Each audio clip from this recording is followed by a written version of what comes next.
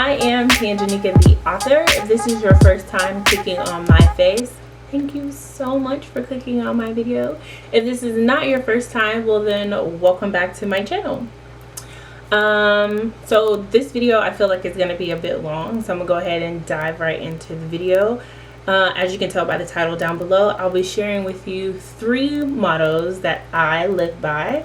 I'll also be sharing with you why these mottos mean so much to me. Now, with this first motto, I want to say I heard a rendition of it maybe 2 years ago for the first time or something like that. And I've been kind of honing how I apply it in my life. And I know what you're thinking. You're like, Tan, you're an author. How do mottos really play into your life anyway? Well, writing is a very solitary act. There's no one with me when I'm brainstorming. There's no one with me when I'm plotting. There's no one with me when I'm writing. So I spend a lot of time by myself creating these stories. And it gets discouraging sometimes, you know, when a plot is just not quite working out, or you can't quite figure out how to bring words to what it is that you see in your head. So I found myself getting discouraged at times, and then trying to explain to a friend or trying to explain to my husband what was going on with me. And then I don't have a lot of writer friends. I have friends that have written things, but they're kind of few and far between. So it's hard to explain what's happening when it's happening to someone it's not happening to. Does that make sense? So anyway, I said all that to say this. I had to figure out ways to encourage myself that got me over those humps of, well, I can't do this. I don't know what I'm doing, so on and so forth. So these 3 mottos have done that for me. The first motto being, impossible is just an opinion. That's it. Impossible is just an opinion. Everything was impossible until somebody did it. So your dreams, your goals, your aspirations feel impossible. They might feel impossible, but they're not. If you can dream it, you can do it. You just got to figure out how.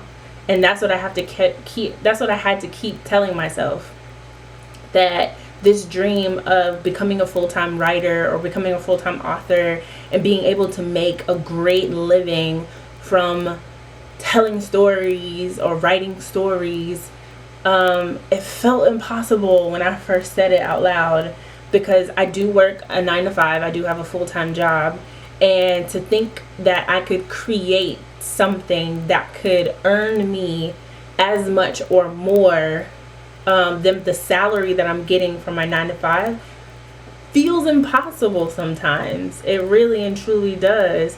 But I know that impossible is just an opinion, even if it's just my opinion, even if it's my opinion. And then when I shared my dreams with a few of my family members, they were all encouraging, and my friends, they were all encouraging.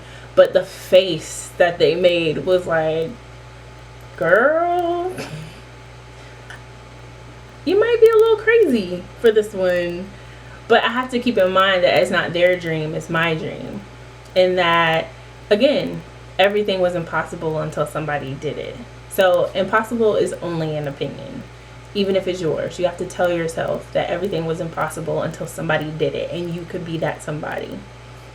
Now, the second motto that I live by is kind of in your face a little bit. I don't know about you, but sometimes I need an in your face encouragement. And so the motto is, your goals don't care how you feel. Your goals don't care that you're tired. They don't care that you had a long day.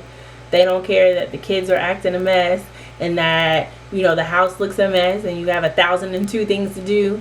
Your goals don't care. They're set exactly where they were set before. Now, for me, that is some writing goals. So the goal could be 50,000 words away, which is the end of a novel, or how many ever thousand words the novel is. That word count is not going to change. It's still there. The words are not going to get on the page by themselves, so I have to make time to do it. I've also set weight loss goals that I haven't achieved. but those weight loss goals are still X amount of pounds away. So either I can decide to not get closer to those goals every day and let them sit where they are, or they get farther away from me, or I can make a conscious decision to push through how I feel and get closer to the goals that I'm trying to achieve. Now, that could just mean getting 2 steps closer versus 10 steps closer, but I'm closer.